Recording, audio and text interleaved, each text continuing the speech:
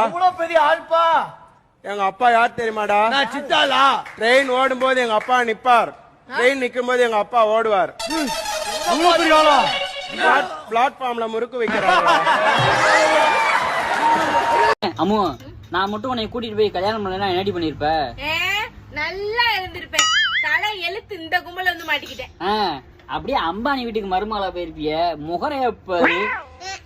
வேற என்ன நடந்திருக்கும்? இந்த கோமாளி இல்லனா இன்னொரு ஏமாளி வந்து மாட்டிருப்பேன்.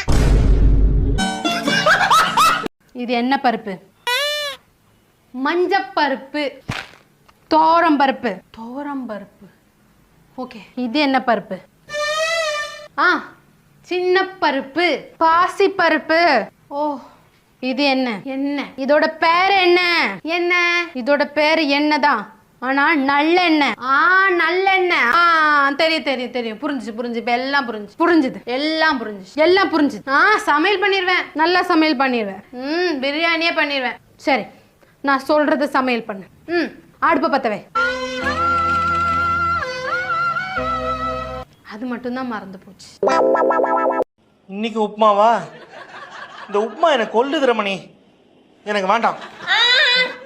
யாருக்காக இவ்வளவு உப்புமாவை செஞ்சேன்? எல்லாம் வேஸ்டா போயிடும். ஒழுங்கா சாப்பிடுங்க. இவ்வளோ தீமா?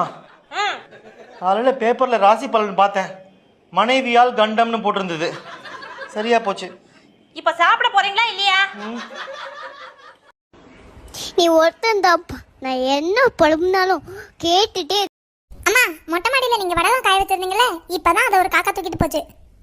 ஏய், வடகத்தை காக்கா தூக்கிட்டு போகுதான்னு பார்க்க தானே உன்னை மொட்டை மாடிக்கு அனுப்புனேன். அதை ஏமா கேட்குறீங்க? நானும் ரொம்ப நேரமா காக்கா வந்து வடகத்தை தூக்குன்னு பார்த்துட்டே இருந்தேன்னா எந்த காக்காவும் வரல.